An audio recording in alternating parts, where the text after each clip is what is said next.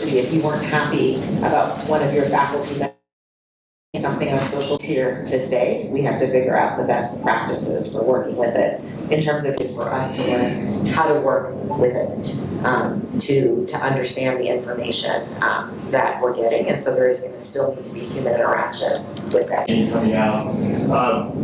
But I do think it will be helpful. Managing trustee of YR Kaitonde Medical Education and Research Foundation.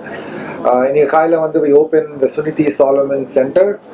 In the center, it's like Ore building. We have clinical care, we have research, and we have labs. The purpose of this building is to really build capacity within India to do clinical trials, clinical research, develop antibodies, and really get India ready for the next pandemic and get India ready to solve the existing pandemics on HIV, TB, knowing a lot, find out what is the problem, what is causing it, and give the young researchers and scientists the tools that they need to be able to solve this. In Kisandra, we had a scientific symposium. I think we have a lot of guests who have joined us. From the side, there's Professor Gregory Lucas. He is a professor of medicine at Johns Hopkins University. He's been working with people who inject drugs in India almost for 20 years. Dr. Shruti Mehta, she is the chair of the Department of Epidemiology at Johns Hopkins. So she's also been working in India for almost 2 decades.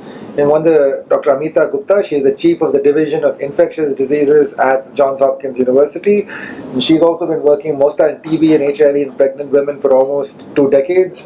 This is Dr. Mark Salkowski. He is a professor of medicine at Johns Hopkins University. He is also the senior associate dean for research in the School of Medicine. Dr. Gavin Cloretio, he is the head of infectious diseases research at Abbott Laboratories.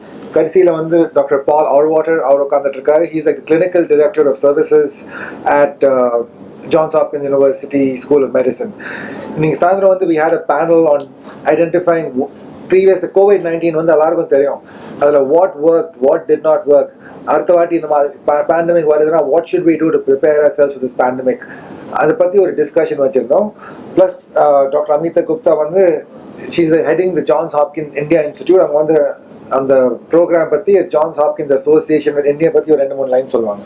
Go ahead and say. Well, thank you, Sunil, and hello. At Johns Hopkins, we've been working with India now nearly a century, and as we've learned from the COVID pandemic, treating global challenges requires global collaboration, and it's something that we're very proud of. That working with many of the all over India. To sort of work and address big global challenges such as infectious diseases, maternal child health, artificial intelligence, looking at health system strengthening. These are just some of the areas that require global solutions. And so by coming together with the best of some of the Indian institutions and the Johns Hopkins University, we've established the India Institute to create a superhighway of collaboration and engagement. And we look forward to sort of being able to take on big challenges together. What is the major thing which last pandemic which was difficult to handle now in future, which would be avoided? Tamil translate So you want to answer this? What was the one difficult thing which would have been avoided or which can be?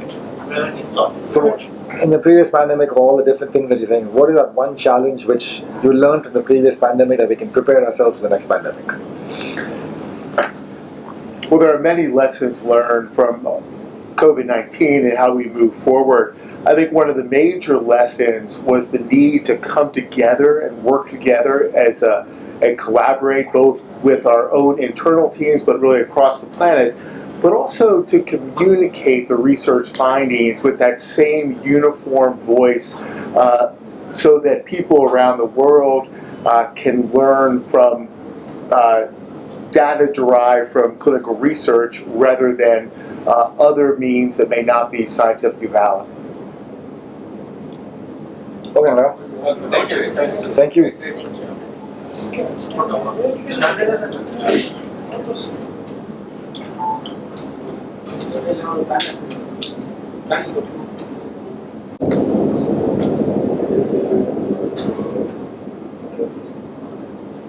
to make sure.